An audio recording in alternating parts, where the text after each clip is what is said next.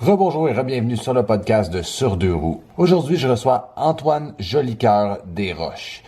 C'est l'invité que j'ai reçu le plus souvent sur le podcast, mais aujourd'hui, on ne le reçoit pas pour parler de nutrition dans le cadre de son travail avec Chrono.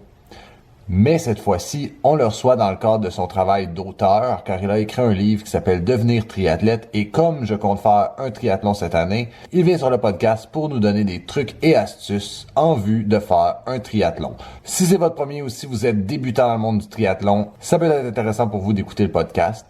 Avant d'aller plus loin et de commencer notre interview, j'aimerais vous rappeler qu'on est disponible sur toutes les bonnes plateformes de podcasting. Je vous invite à vous abonner et à donner une note, idéalement 5 étoiles, afin de me permettre de sortir dans l'algorithme. Sur ce, sans plus tarder, allons parler à Antoine.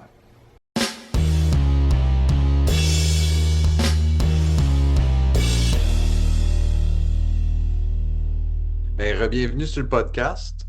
T'es Ouais, t'avais quasiment, officiellement... c'est quasiment pile un an qu'on s'était parlé, je pense, là. Ouais, Je c'est pense que c'était en ça, puis février, l'autre fois. C'était juste avant mon ultra en Arizona, là. exact, on avait fait 2 l'année passée. Là, je pense que c'est la 5e fois que tu viens sur le podcast. Oh, ouais, ok, j'aurais pas pensé ça, ça passe vite, là. Ouais, c'est fou. Et c'est ça, c'est la 5e fois que tu viens sur le podcast, puis je réalisais que tu étais l'invité qui était venu le plus souvent. Ah, ouais, puis t'es rendu à combien de podcasts total? Bonne question. T'as un haut pourcentage, je te dirais. Je sais pas. C'est quoi ta fréquence? T'essaies-tu à chaque semaine ou? Oh, 2 semaines. Ok. Ouais. Puis t'es constant ou tu prends des fois des périodes off ou? C'est principalement de septembre ou octobre ou novembre, dépendant de à quel moment genre j'arrête de biker, puis jusqu'à temps que je recommence à rouler, généralement en avril à peu près. Ok, ok. Tu prends off pendant l'été, dans le fond. Ouais, exact. Mais Ok, l'année ok. passée, j'ai eu comme les Grands Prix cyclistes qui m'ont approché pour faire une série. Puis ça s'est un peu rallongé avec Chrono Nutrition qui voulait aussi une série au printemps. Ah, ok, ok, ok.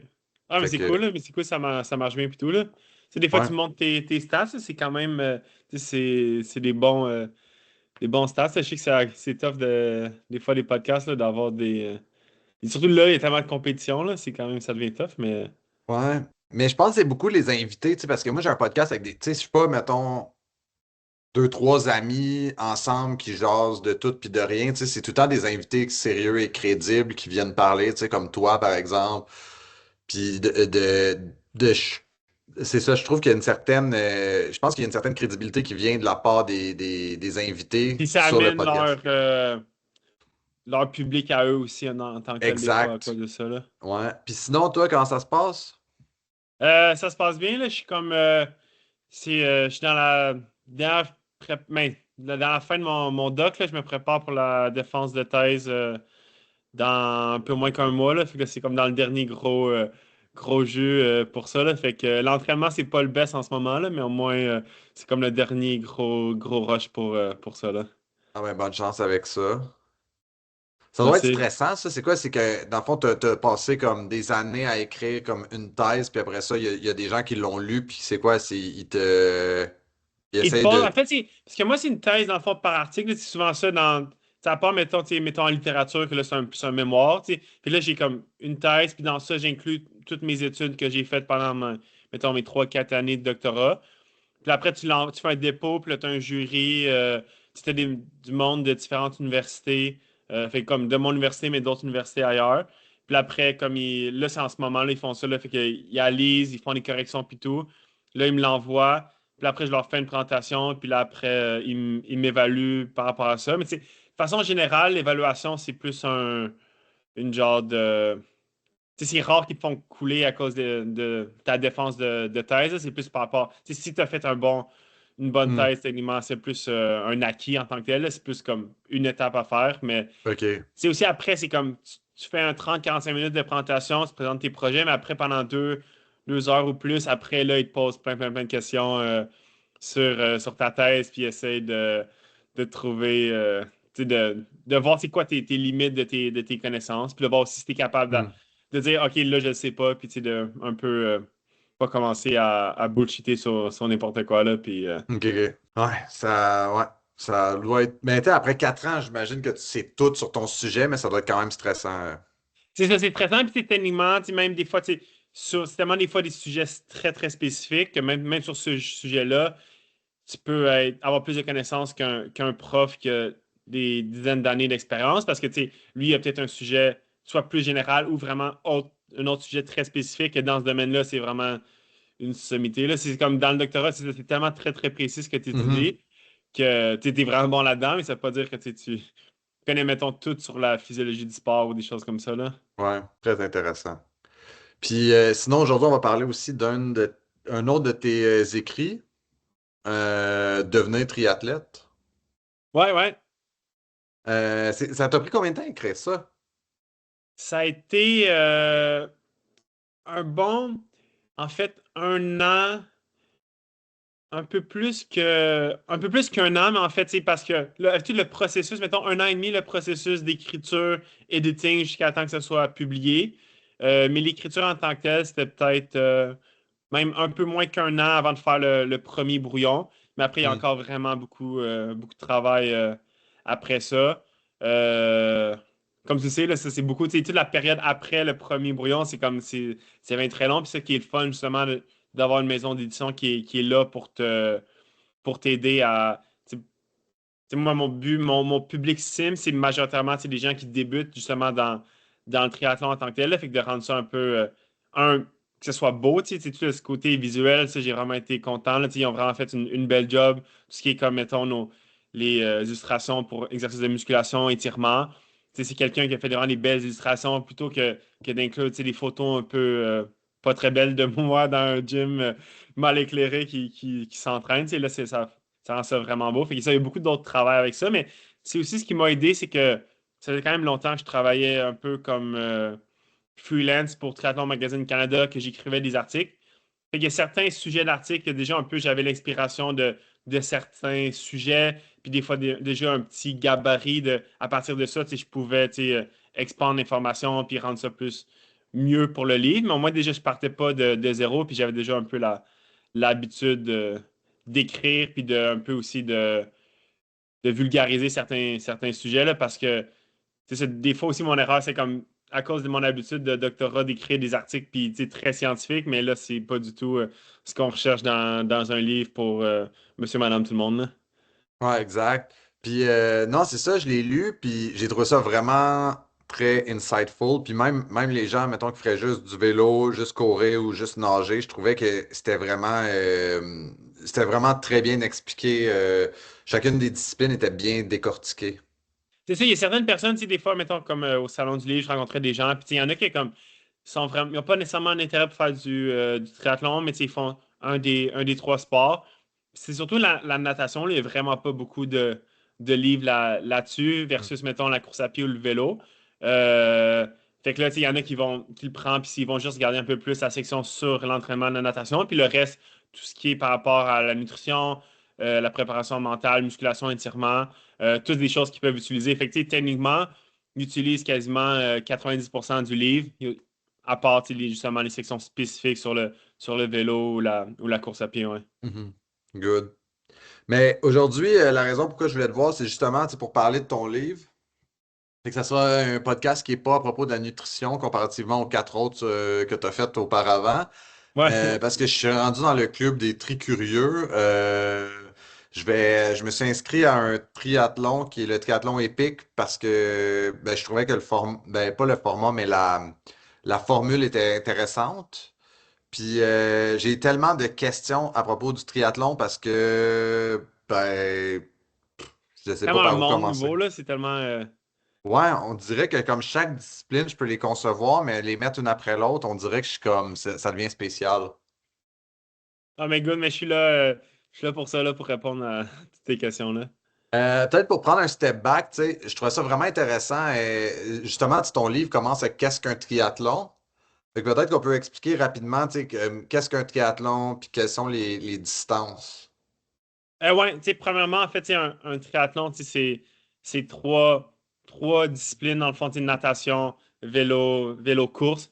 Maintenant, il y a en plus c'est des triathlons d'hiver, tu sais, comme même des pentathlons des neiges, tout ça.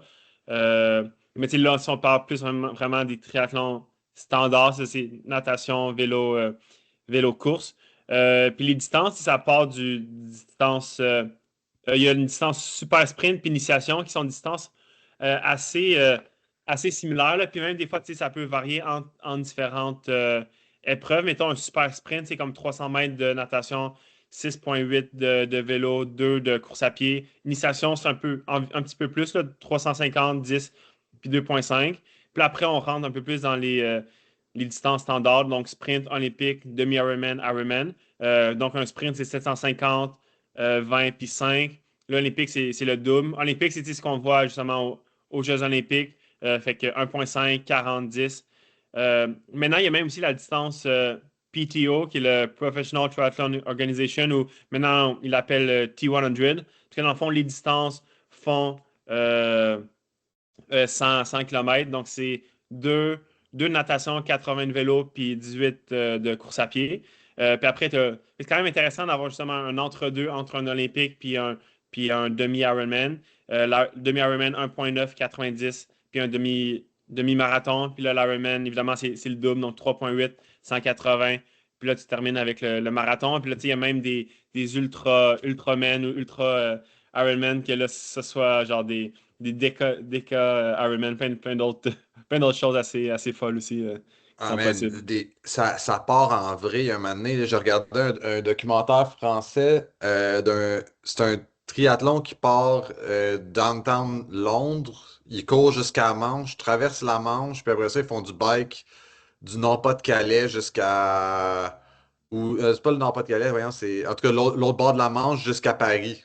OK, wow. Là, j'étais comme pourquoi? Mais en tout cas, c'était hallucinant. Mais le PTO, c'est pas le même.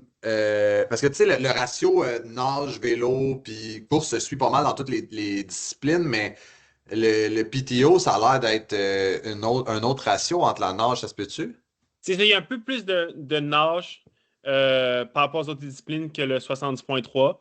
Mais tu sais, si tu compares par exemple un Olympique versus un demi-Ironman ou 70,3, il y a beaucoup plus. Le ratio de natation, vélo, course est plus élevé pour un triathlon olympique. C'est Hmm. 1,5 pour 40 puis pour 10 versus 70,3. En termes de temps, c'est vraiment moins long. Mettons les meilleurs, les pros, c'est peut-être 23 minutes. Le vélo, c'est comme un peu plus que 2 heures ou 2 heures. Course à pied, c'est comme 1h10, 1h15. Fait que, la natation, c'est vraiment pas par rapport au reste versus un olympique, là, le pourcentage est un peu plus élevé pour la natation. Puis il y a même une autre distance, ça, c'est le ITU Long Distance World Championship. J'avais déjà fait ça une fois, puis c'était comme.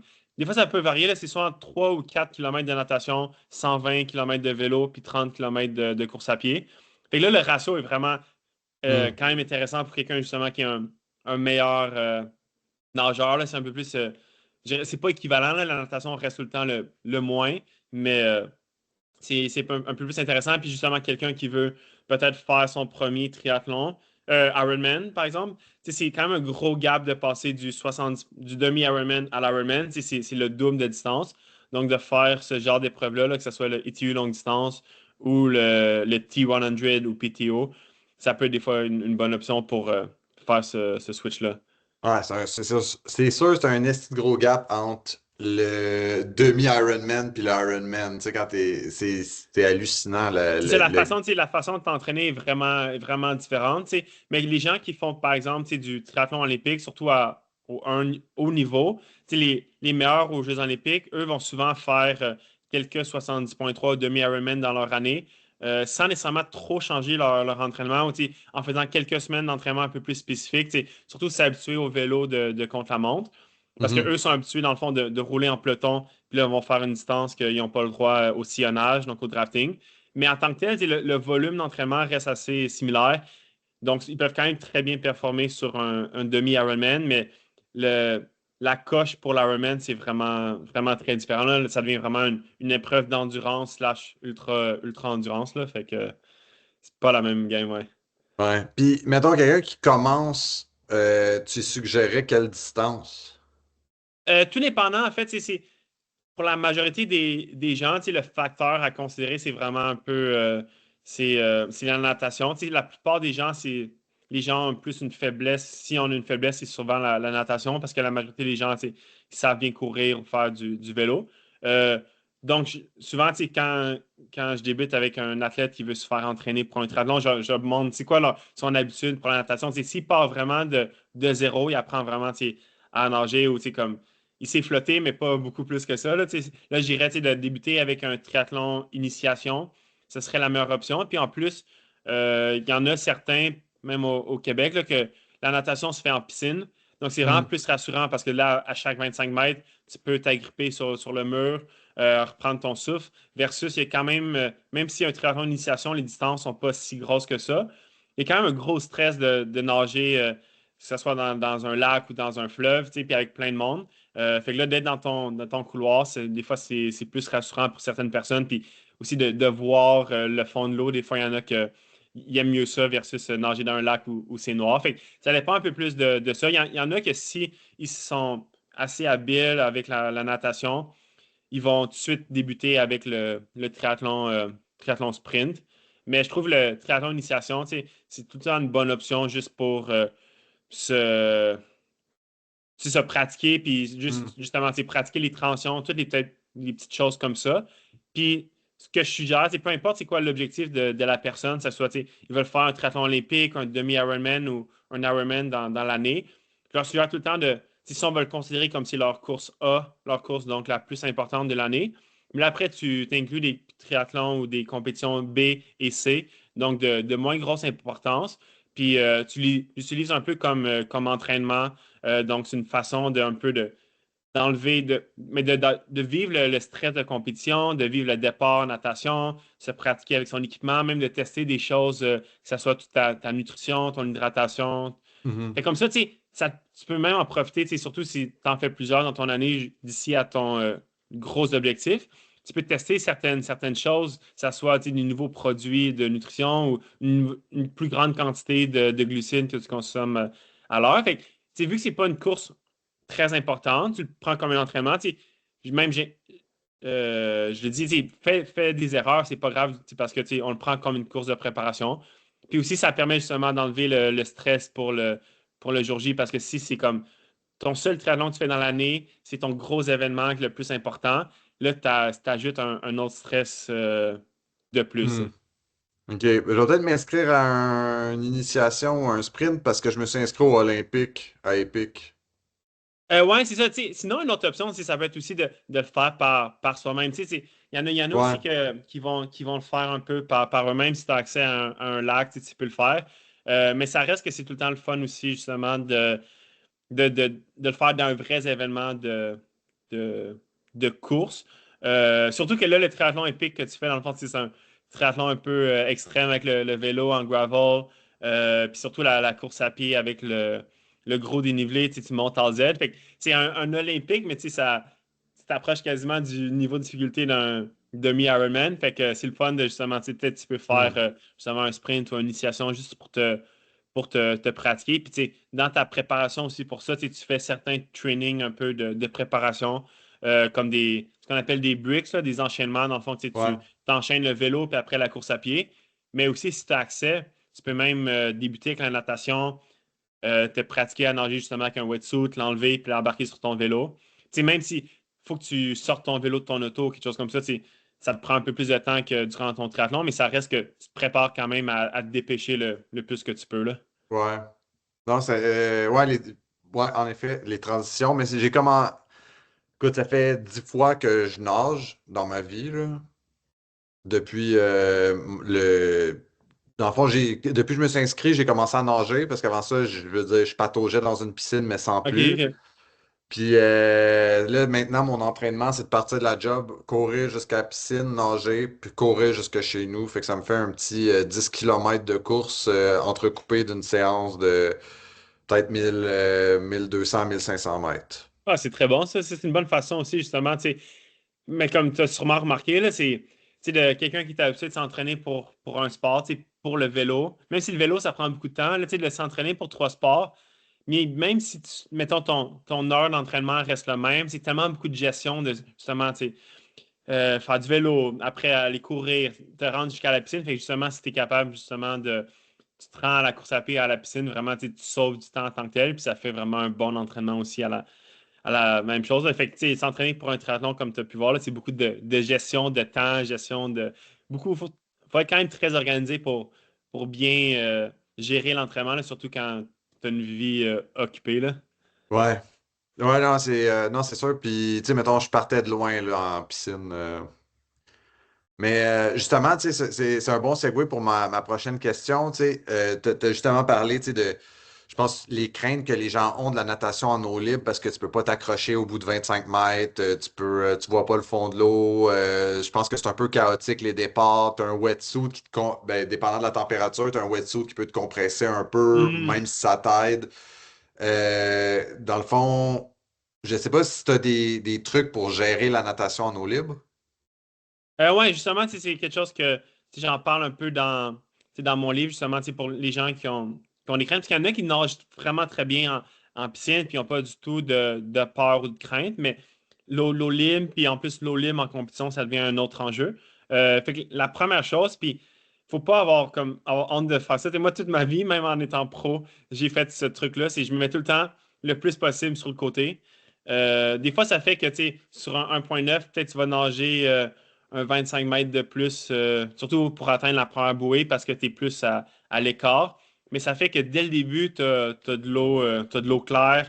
Tu n'es pas entouré de personnes qui vont peut-être te donner des coups. Fait que ça peut aider beaucoup de te mettre sur le côté. Mais sinon, une autre option, c'est juste de partir un 20-30 secondes ou même plus après tout le monde. Euh, sur la durée de l'épreuve, c'est rien, là, 20 secondes, mais ça fait que tu n'es pas dans tout le chaos, puis ça permet justement peut-être même de nager encore plus vite que si tu avais décidé, ah, je vais me battre contre tout le monde dès, dès le début. Puis c'est sûr que là, maintenant, avec les Ironman puis les 70,3, souvent, en fait, au lieu de partir tout le monde en même temps, ça part par vague, puis on est, mettons, Mhm. sont comme 6 ou 8 qui partent en même temps. Après 30 secondes, il y en a d'autres qui partent après. Donc ça aussi, ça enlève beaucoup tout le gros chaos de nager avec plein de monde. Mais ce qui est important, c'est quand même de partir avec un temps de natation que tu sais que tu peux faire. Là. Les gens, souvent, des fois, ils vont faire l'erreur de se donner un temps de départ trop rapide. Mais là, ça fait qu'ils se font dépasser par plein de monde. Puis se faire dépasser par du monde, c'est vraiment pas quelque chose de le fun. Même si un peu, ça peut surprendre, ça peut faire peur. Mhm. Fait que, au pire, si ton premier, tu mets un temps un peu plus conservateur, puis au pire, tu dépasses plus de gens.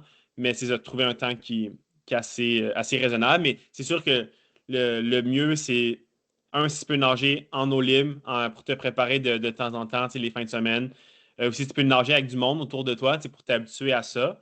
Euh, Si tu n'as pas l'occasion de nager aussi avec ton wetsuit, mais en piscine, ça aussi, ça peut beaucoup aider. Juste pour t'habituer au feeling. Parce que souvent, des gens, c'est comme, ils ont peut-être testé 2 ou 3 fois leur wetsuit avant leur triathlon. Puis ça reste que oui, c'est comme, quand le wetsuit est bon, puis tout, c'est beaucoup plus avantageux. C'est plus rapide, tu as une meilleure flottaison. Mais si tu n'es Mhm. pas habitué, si tu ne sais pas comment bien l'ajuster, puis ça, tu as vraiment une grosse restriction au niveau des épaules, mais ça peut même te nuire ou tu ne vas pas être confortable. Fait que, de se pratiquer de temps en temps en piscine, souvent quand j'avais un premier triathlon de l'année, puis souvent j'allais comme dans le sud pour le faire, puis j'avais pas trop l'occasion de m'entraîner en eau libre au Québec. J'allais tout le temps faire mes warm-up de temps en temps dans la semaine avec mon wetsuit. Fait que là, j'allais m'échauffer avec ça. Puis après, tu commences à avoir très chaud, fait que tu l'enlèves. Tu te pratiques justement à l'enlever vite, puis après, tu fais le reste de la pratique pas en Mhm. wetsuit. Mais au moins, tu te pratiques à nager en wetsuit, fait que ça peut être une bonne option pour être le plus habile. Puis, quand tu t'entraînes aussi, de te pratiquer à lever la tête aussi de temps en temps, même quand si tu nages en piscine. euh, tu peux utiliser cet éducatif-là dans tes warm-up ou dans ton cool-down. Tu lèves de temps en temps la tête pour voir si serais-tu capable justement de voir une bouée devant toi. Ça fait que quand tu vas être en eau libre, mais tu vas déjà avoir cette habileté-là de faire ça. Puis justement, si en plus tu peux le pratiquer en eau libre, il y a pas mieux que ça. Là. Tu sais, Puis en plus aussi, tu sais, si tu es capable de. Entre des lacs, il y a certains lacs qui sont très, très calmes. Ou, si tu vas nager, mettons, au Parc Jean-Drapeau, mais où il y a le triathlon Esprit Montréal, c'est très, très il y a pas de vagues pratiquement. Mais tu sais, si tu vas nager à Magog, lac Manfred-Magog, là, il y a des grosses vagues. Fait que de se pratiquer dans différents endroits, pas tout le temps dans les mêmes occasions. Puis même si c'est une journée, ils vendent beaucoup. Le lac, il y a vraiment beaucoup de vagues, mais au contraire, tu profites-en, puis tu vas te pratiquer dans ces conditions-là. Fait que c'est tout le temps mieux un peu justement quasiment de te pratiquer dans des conditions pires que ce que tu vas vivre le jour de la course. C'est un peu la même chose que pour le monde qui font du vélo. Il y en a qui vont jamais rouler dehors quand il pleut. Mais là, tu vas jamais t'habituer à rouler dehors. Puis là, s'il pleut le jour de la course, tu es un peu mal pris. Et c'est tout le temps important de se pratiquer à faire face à l'inconnu, à l'imprévu, puis Hmm. à toutes les différentes conditions. Puis, c'est fou parce que je pense que tu l'as vraiment bien dit. Là. Moi, de ce que j'ai entendu du wetsuit, c'est vraiment deux écoles de pensée. Là. Il y a du monde qui adore ça, puis il y a du monde qui haït ça pour mourir. Je trouve ça vraiment drôle que tu aies dit tous les pour puis les contre dans ton argument. En tout cas, c'était bien structuré parce qu'il y a du monde qui sont comme tu vois, c'est merveilleux, ça flotte, ça glisse sur l'eau, tu vas jamais avoir bien nagé de même. Puis j'ai une autre moitié de monde qui m'ont dit tu vas voir, t'es pris, t'es limité au niveau des épaules, etc. Puis là, j'étais comme, voyons, c'est vraiment deux écoles de pensée. On dirait que t'es comme, c'est comme la coriandre, le wetsuit. Ouais, ouais. Mais tu sais, souvent, tu sais, les wetsuits, tu sais, ça avantage quand même beaucoup les moins bons nageurs. Tu sais, souvent, ceux qui ont tendance justement à caler un peu des Mhm. jambes. Fait que, tu sais, la flottaison, ça aide beaucoup. Mais c'est sûr que si justement tu as un wetsuit qui est mal ajusté puis tout ça, ça peut quand même te affecter ta flexibilité des épaules. Mais tu sais, comme depuis que tu fais du triathlon, là, ça fait comme au moins 15 ans dans le fond, là, tu sais, la technologie des wetsuits a vraiment évolué, là. Puis, tu sais, là, c'est vraiment. Tu sais, en fait, ils ont pas tout le temps ils ont pas la même épaisseur de néoprène partout dans le wetsuit. Puis au niveau des épaules, c'est vraiment assez mince, qui fait que tu sais, c'est vraiment une bonne flexibilité. Fait que c'est un bon wetsuit de bonne qualité. Généralement, tu vas te sentir quand même assez bien, mais c'est bon de le tester un peu. Mhm. Choisir le bon wetsuit pour toi là, parce que sont tous un peu différents. Ouais. Puis, c'est quoi l'autre affaire que je voulais dire? Ah oui, y a-tu, tu sais, parce que tu disais, mettons, tu sais, de pas trop se mettre en arrière des gens, mais moi, j'ai commencé à nager dans la section rapide à la piscine récemment. OK? Puis j'étais comme, mettons, dans le moyen, puis quand j'ai commencé, tu sais, j'étais dans le lent, je trouvais qu'il y avait, en tout cas, comment je dirais, je trouvais que dans le rapide, on sentait qu'il y avait comme une aspiration comme en bike, tu sais, quand t'es dans un pack. Ouais, il y a quand même tu sais, un bon effet de drafting, de sillonnage, en fait, même en natation. C'est sûr, c'est OK. pas un aussi gros effet qu'en vélo, mais ça reste que tu peux quand même sauver, tu sais, selon un peu ta vitesse, hein, mais des fois, c'est comme un 5-10 secondes par 100 mètres que tu peux sauver en, en nageant derrière quelqu'un. Ouais. L'important, par contre, c'est dans un triathlon, c'est que tu suis quelqu'un que tu sais qui va aller en ligne droite. Tu sais, c'est comme des fois, Ouais. tu peux suivre quelqu'un, tu vas un peu plus vite, mais si la personne elle se dirige mal, fait que faut pas que tu fasses c'est comme une confiance aveugle avec la personne qui est devant toi, puis tu dis OK, il va me rendre jusqu'à la fin. Tu sais, des fois, tu peux nager plus que pour rien.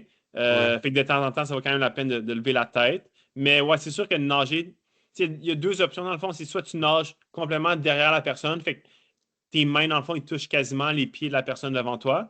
Ça, c'est vraiment avantageux, surtout si c'est quelqu'un qui kick beaucoup. Là, l'effet de drague est encore meilleur. Sinon, c'est OK. de se mettre, dans le fond, tes épaules au niveau du bassin de l'autre personne. Fait que tu le mets un peu sur le côté, mais un peu à l'arrière. Fait une demi-longueur de personne à l'arrière, dans le fond. Puis là aussi, tu as un bon effet de drague, mais c'est aussi, ça te permet de mieux voir devant, parce qu'il n'y a pas trop Hmm. tu peux quand même regarder devant bien, puis voir les bouées, puis tout. Fait que tu peux quand même te diriger un petit peu mieux.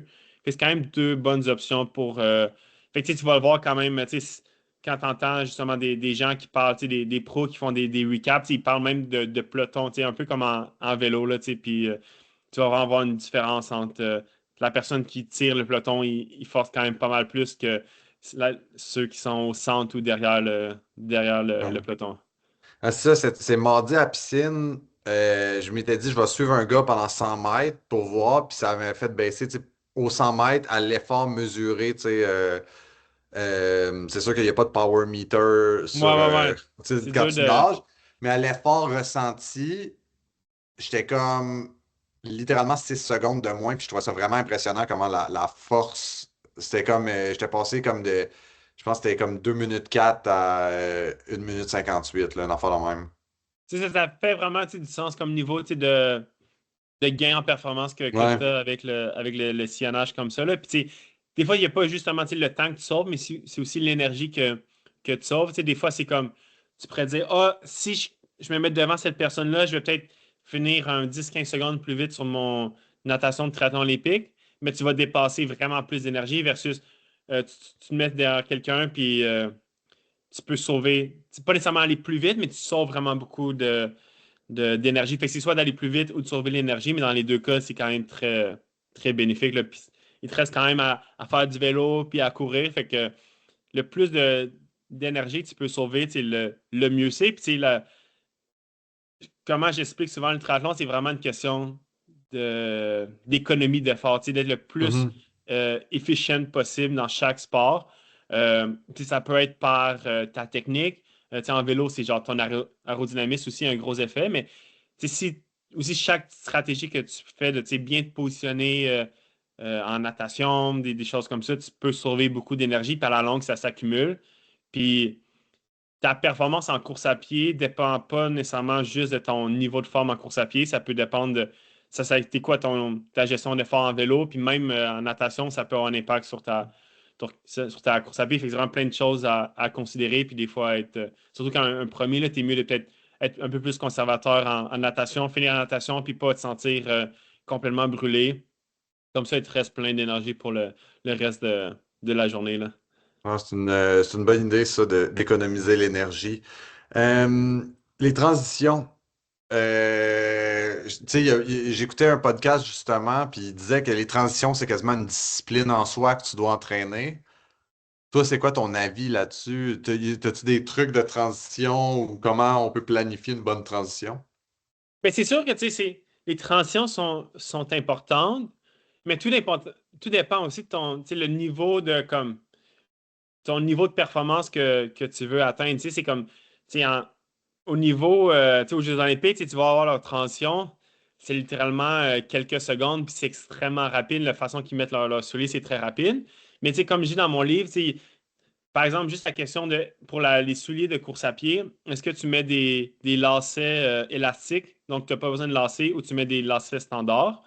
Si t'es pas, ton but, c'est pas nécessairement de faire le meilleur temps possible ou gagner ton groupe d'âge ou faire un podium, des fois, ça peut valoir la peine de prendre le temps de bien mettre des bas, attacher tes lacets, ce qui va faire que peut-être tu vas pas avoir d'ampoule en course à pied. Par exemple, dans ton cas, tu montes quand même all zen. Des fois, c'est le fun que tes pieds soient bien solides dans tes souliers. Ouais. Fait que, c'est des petites.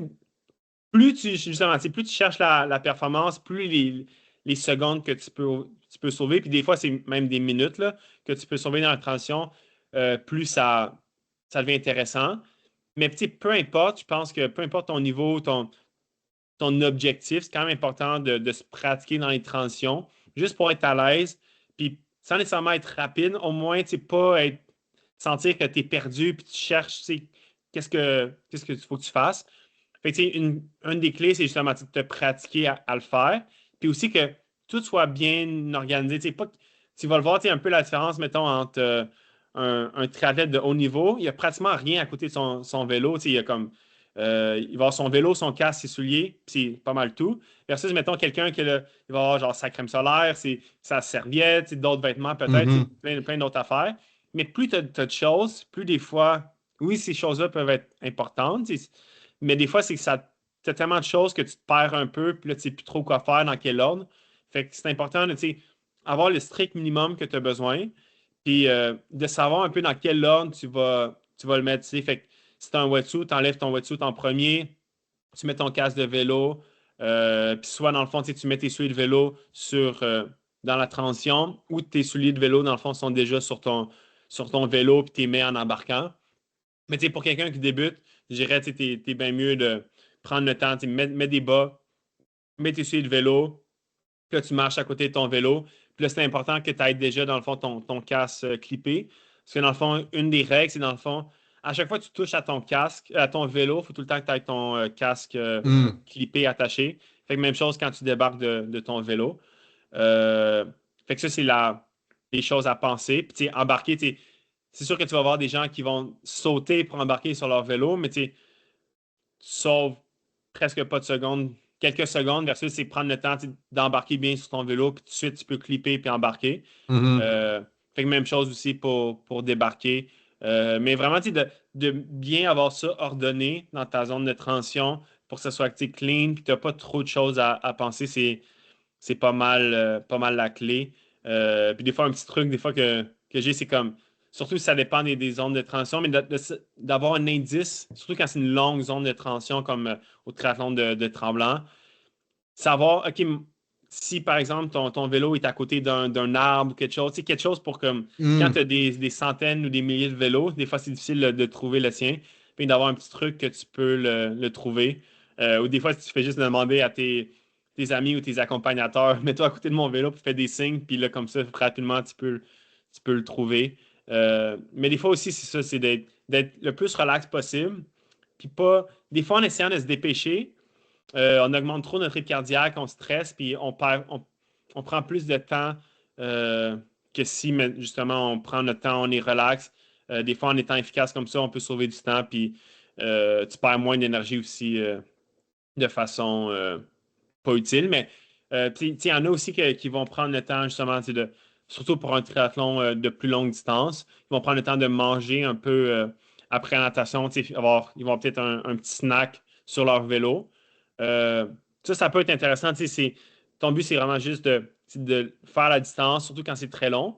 Mais souvent, mon truc, ce que je dis aux gens, c'est essaie de faire le plus de choses en mouvement. Fait que, manger, en vélo, tu as en Hmm. masse de temps pour manger. Là, le vélo, c'est un gros pique-nique. Tu en profites pour manger pour le reste. Fait que, tu peux attendre de tout de suite être en mouvement pour commencer à manger. C'est un peu mieux que prendre le temps de t'alimenter dans la zone de transition parce que là, tu n'es pas en mouvement et tu perds un peu de temps. Fort intéressant. Euh, Ma prochaine question, parce que là, on a parlé de beaucoup de matériel, tu sais, vélo, wetsuit, chaussures de course. Est-ce que ça prend beaucoup de matériel, puis est-ce qu'il faut acheter beaucoup de matériel spécialisé? Euh, un triathlon, peut se faire avec. Parce que c'est sûr que tu vois, là, tu vas aller dans le triathlon, là, puis des fois, tu vas voir des gens qui ont des vélos à 10 000 à 15 000 tu sais. Des fois, ça peut être un peu intimidant, mais ça peut vraiment se faire avec un vélo usagé ou pas trop cher que tu as pris sur Marketplace. Ça n'a pas nécessairement justement besoin d'avoir un vélo de triathlon. Ça peut être un vélo juste standard, un vélo de route. Ou sinon, un entre-deux, que tu prends un vélo de route, puis tu mets des barres de triathlon. Puis ça, je trouve, c'est le meilleur compromis pour quelqu'un qui veut, qui se lance dans le triathlon, puis ne veut pas nécessairement investir dans un vélo de triathlon, puis avoir deux vélos. Puis tant qu'avoir un vélo, des fois, c'est le mieux d'avoir un vélo de route. Comme ça, tu peux rouler en groupe le reste du temps. Puis tu as quand même justement l'option de mettre des barres de triathlon, là, des clip-on. Puis là, tu peux quand même avoir une position quand même assez aérodynamique. Puis là, tu es confortable dans les descentes, tu es confortable pour grimper. Fait que c'est sûr que c'est ça le plus cher justement dans le vélo, dans le triathlon, c'est le vélo. C'est sûr qu'un bon wetsuit, c'est également un coût de plus. Mais le reste, c'est comme, oui, tu peux acheter un tri-suit, un habit de triathlon, mais il y en a qui vont se changer aussi entre les disciplines. Fait que, tu peux mettre un habit un speedo, quelque chose, puis après, tu te changes en vélo, puis après, tu te changes en course à pied.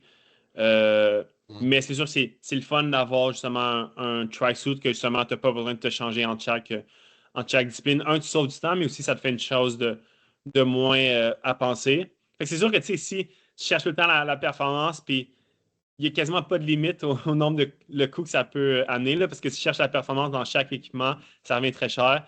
Mais un triathlon, ça peut se faire vraiment de façon avec l'équipement de base, puis ça peut être pas si cher que ça. Dans ton cas, là, tu fais le triathlon olympique, dans le fond, ça prend un vélo plus gravel ou Mhm. all-road, dans le fond, un mix, un vélo de route avec des bons pneus. Fait même un vélo de triathlon, ça serait plus désavantageux qu'autre chose. Mais c'est même là, peut-être l'option de mettre des barres de tri, ça peut se faire dessus. Moi, quand je l'avais fait, je pense que j'étais pas mal un des seuls qui avait décidé de mettre des barres de tri sur son gravel. C'est plus mon côté geek de OK, je vais sauver un peu de watts, mais Mais ça. y avait-tu il y a pas vraiment de plat dans cette. Il y a quelques sections de plats, mais ce que j'aime justement, tu sais, de l'Estrie, vraiment, tu sais, quelqu'un qui est habitué de faire du gravel dans les Ouais. Laurentines. euh, Qu'est-ce qu'on considère, c'est le gravel de l'Estrie, c'est vraiment du gravel de luxe, là. C'est quand même des relativement belles routes Mhm. que. Fait que tu peux quand même te mettre dans des bars de triathlon quand tu peux. Puis il y a quand même des. Puis c'est moins des grosses côtes à pic. Quand il y a des côtes, c'est souvent plus des faux plats montants. Ou, tu Mhm. sais, c'est jamais. Oui, il y a beaucoup de quand même pas mal de dénivelé, mais c'est jamais des grosses côtes. Puis là, depuis cette année, il y a 2 ans en tout cas, là, ils ont mis une petite section un peu plus technique dans la grosse boue. Fait que, tu sais, ça fait que faut quand même que tu aies une certaine grosseur de pneus pour quand même pouvoir naviguer ça. Là. Puis, tu sais, selon s'il n'y a plus beaucoup, même la plupart du temps, il faut peut-être que tu débarques même pour cette section-là. Là, mais OK. Non, c'est intéressant. Puis c'est quoi la différence, dans le fond, d'un point de vue vêtements, entre un tri-suit puis un skin suit régulier de vélo? Mais tu sais, quand tu le regardes, tu sais, physiquement, c'est assez similaire. Dans le fond, le type de chamois va être différent. Dans le fond, tu sais, le chamois de vélo pour un skin suit de vélo est beaucoup plus gros. Euh, Hmm.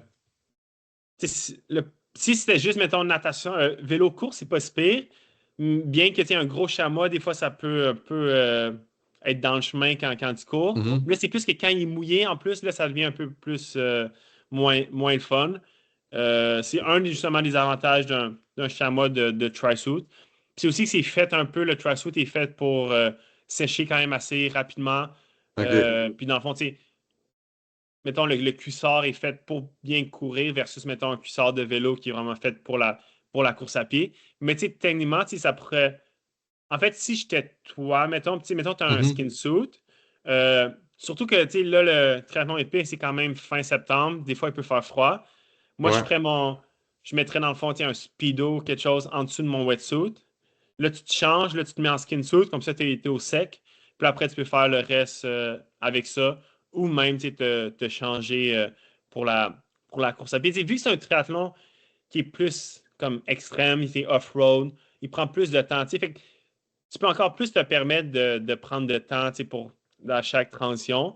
Parce que, tu sais, d'être plus confortable peut te permettre de même de sauver du Mhm. temps en tant que tel, tu sais. Fait que, tu sais, même, tu sais, dans les pros, tu sais, comme Lionel Sanders, souvent, il a tendance à, des fois, il va se changer après le vélo, il va se mettre en kit de course à pied pour le marathon sur un Ironman, parce que tu es comme plus confortable, tu peux plus bien courir en tant que tel, puis des fois, c'est un peu moins chaud.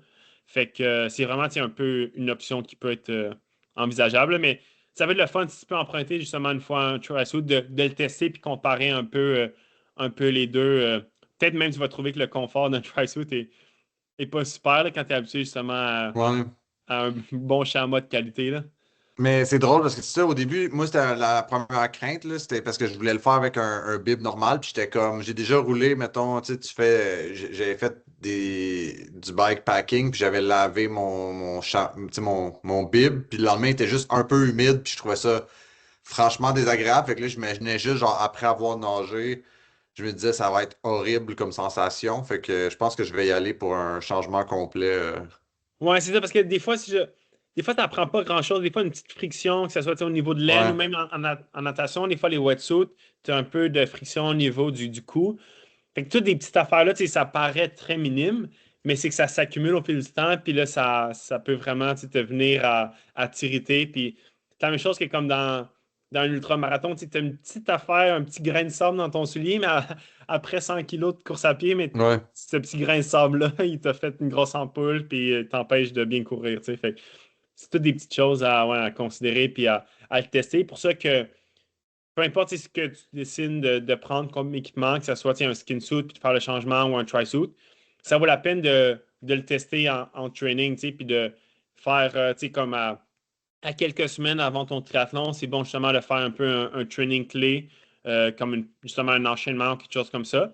Puis tant qu'à être, de le faire avec exactement l'équipement que tu vas utiliser Mhm. pour ton triathlon. Comme ça, si tu vois que quelque chose marche un peu moins bien, mais ça te laisse du temps aussi pour t'ajuster puis de voir comment tu peux mieux faire. Des fois, ça peut être juste de mettre un peu de chamois cream ou quelque chose pour enlever la friction puis, ou complètement de changer de vêtements, mais au moins tu l'auras testé à l'entraînement tu sais, plutôt que le jour J.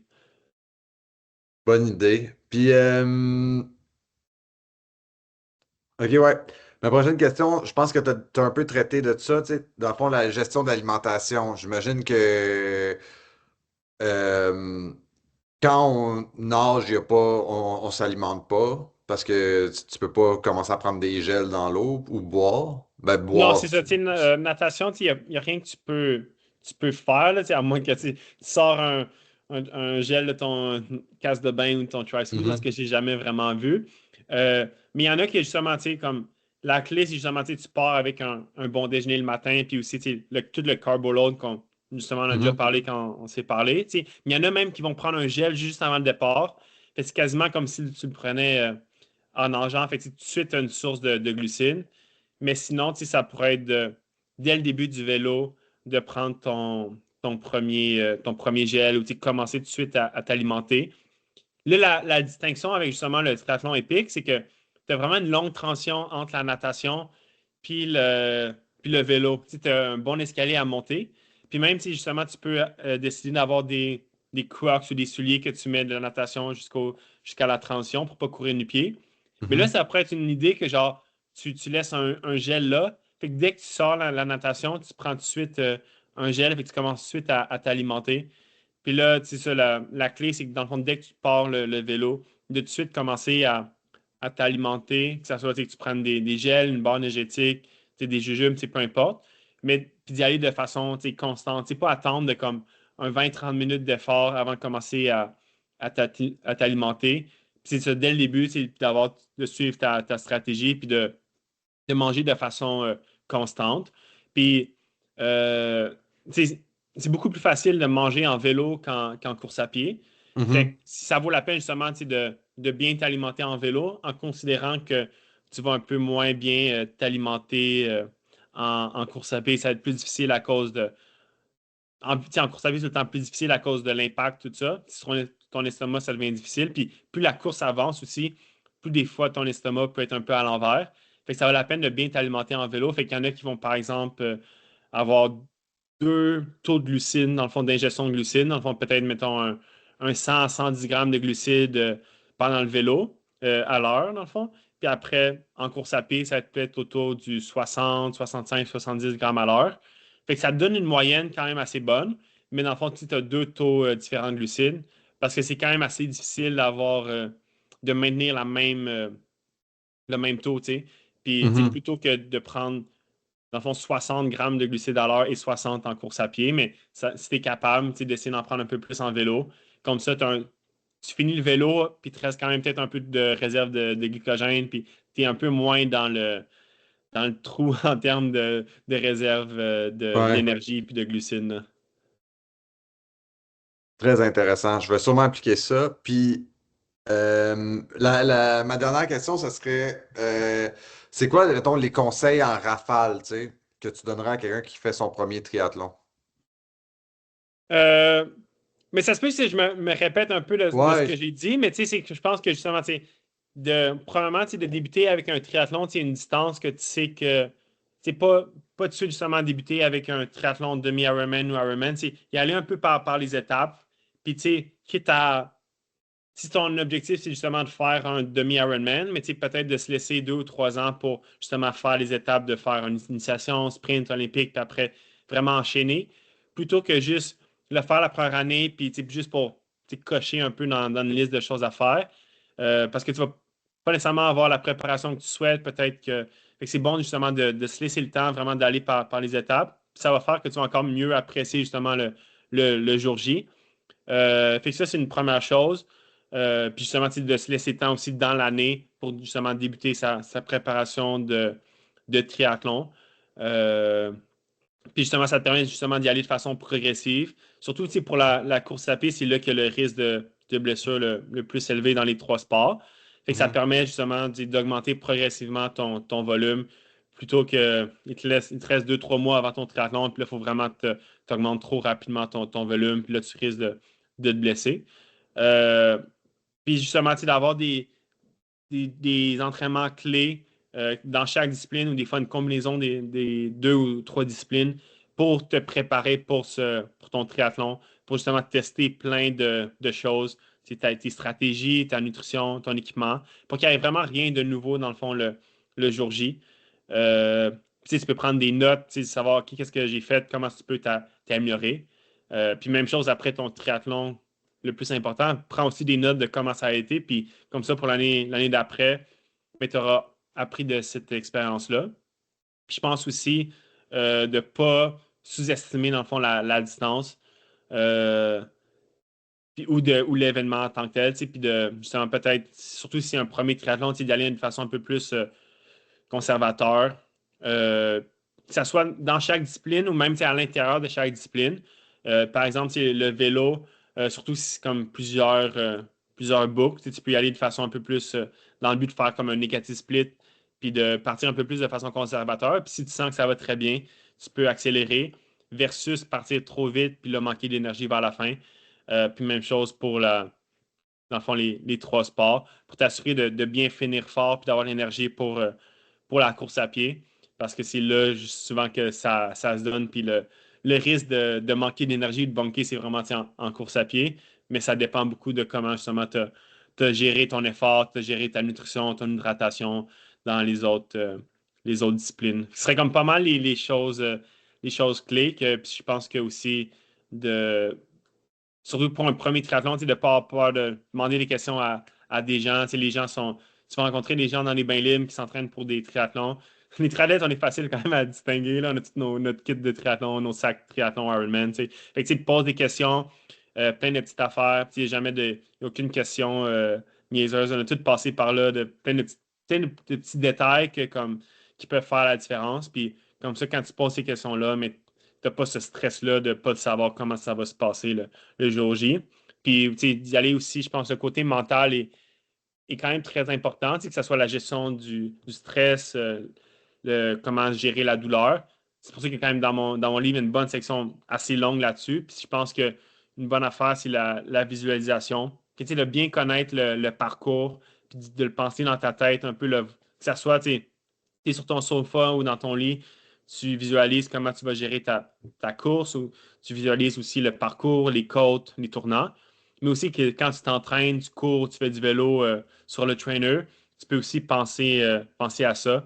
Puis ça permet justement que le jour J, mais c'est comme un peu plus facile parce que tu as déjà un peu vécu ça dans ta tête. Mhm. Ouais, c'est tous des bons conseils que j'appliquerai sans faute. Puis c'est vrai que vous êtes passionnés, les triathlètes, et visibles. Je pense que, tu sais, la merch, ça pogne fort dans les demi-Ironman puis les Ironman. Mais il me semble que tout le monde a des. Ben, je pense que tu reçois le sac, mais tu sais, tout le monde a des t-shirts, des casques de bain, Ou le tattoo Ironman. Ou... le tatou, là, je suis Ouais, comme. ouais. Puis c'est vrai que c'est relativement. La plupart des gens sont très accessibles et passionnés, puis prêts à en parler On aime de les long en gadgets large. aussi, là, tu sais, tout ce qui est gadgets. C'est souvent les gadgets, à commencer par le triathlon, puis là, des fois, on va le voir dans les autres sports un peu, un après l'autre, des fois, là, fait. Ah, c'est vrai qu'il y a beaucoup de recherches, puis de. Ouais, les. Non, c'est vrai. Puis, dans le fond, si les gens veulent en savoir plus, ils peuvent lire ton livre, dans le fond, Devenir triathlète. Ouais, c'est ça, mon livre Devenir triathlète, il est disponible un peu partout dans toutes les librairies, sinon sur Cube Livre. Il est aussi disponible sur Amazon, là, mais essayez de prioriser justement les petites librairies locales, là, c'est toujours le best. Euh, Puis sinon, vous pouvez me suivre aussi sur les réseaux sociaux. Antoine JD3. Fait que si vous avez des questions aussi, ça va me faire plaisir de répondre à ça. Puis aussi, prochainement, en fait, en février, je vais lancer, mais je vais commencer à travailler pour faire tout ce qui est comme test physiologique, donc test lactate, VO2 max, analyse de la course à pied, aussi des plans pour la musculation spécifique plus triathlon, course à pied, vélo. Fait que je vais débuter ça au repère c'est une place à Sherbrooke où il y a dans le fond plein de personnel de la santé, que ce soit masso, physio, kin. Fait que là, je faisais ça un peu pendant mes études de doctorat là, au laboratoire où je travaillais, mais là, j'ai commencé vraiment de faire ça un peu plus. Fait que je vais donner plus de détails sur mes réseaux sociaux. Fait que les gens, si ça leur tente de faire un test de lactate pour savoir leur zone d'entraînement, mais ils peuvent me contacter et prendre un rendez-vous pour ça. Ah, c'est vraiment très cool, ça. Puis, toi, t'es de Sherbrooke? Ouais, c'est ça. Mais en fait, originalement, je suis des Laurentides, mais là, j'ai fait mon doctorat à Sherbrooke. Puis j'aime bien ça. Fait que je pense rester ici, ouais. Ah, c'est ça, parce que de mémoire, tu m'avais dit que t'étais des Laurentides, puis là, j'étais un peu mêlé Ouais, dans... c'est ça. Je suis dans le coin de comme Saint-Anne-des-Lacs, là. Fait que toute mon OK. enfance, c'est un peu plus les Laurentides, ouais. Good, good. Ben, je t'écrirai un petit DM pour me chercher un lac pour me pratiquer. La famille a un chalet à Sainte-Marguerite, fait que... OK, ouais. C'est un bon coin, ça, ouais, ouais. Mais ouais, c'est Laurentides, ça. a vraiment beaucoup de lacs, là, beaucoup d'options, là, un peu plus que je trouve qu'en Estrie, il y a plus un manque de ça, là. Il y a certains spots, là, mais Laurentides, vraiment, c'est un bon spot pour Ouais. l'entraînement, là. J'allais me lancer pour traverser le lac Masson, mais je me suis rendu compte qu'il y a beaucoup de plaisanciers, fait qu'il faut que je me trouve un nouveau lac. Ouais, puis aussi, ça te prend une bouée là, pour nager en eau Ouais. libre, là. Ça, c'est un must. Ouais, ouais. Un autre item à ajouter dans Ouais, l'équipement. c'est ça. Good, ben, je te remercie vraiment beaucoup pour m'avoir aidé puis avoir aidé les auditeurs aujourd'hui. Puis je recommande fortement pour avoir lu ton livre à tout le monde d'aller l'acheter dans les plus brefs délais parce que c'est vraiment un bon départ. Puis aussi, il y a tellement d'informations. Moi, je suis un geek d'informations trivia. Puis de savoir que les triathlons avaient commencé avec le canot et non la nage m'a Ouais, vraiment ça, j'ai fait trouvé ça rire. intéressant. Toute l'histoire du triathlon, là, c'est quand même. Puis même, genre, pas des guerres, là, mais tu sais, des conflits. Il y en a qui pensent que c'était comme justement de la France, et d'autres, non, c'est des États-Unis. Fait que c'était le fun d'aller vraiment deep là-dedans un peu, là. Ouais, moi, sans dire que c'était mon bout préféré, mais c'est peut-être le bout qui m'a le plus marqué puis que je risque de reparler le plus souvent. Ok, ouais, ouais. Toutes les histoires aussi des premiers triathlons Ironman à Hawaii, là, genre, ils se nourrissaient avec des burgers, du coke, tu sais, Ouais, c'est comme. Ça a un peu changé, là, maintenant, avec la nutrition, avec nos petits gels. C'est plus la même game, ouais. ouais. Ben, je te remercie vraiment beaucoup, puis on se reparle bientôt sûrement pour un sixième épisode. Ah, ça va me faire plaisir. Puis bonne Ah, préparation pour ton triathlon. merci, ciao.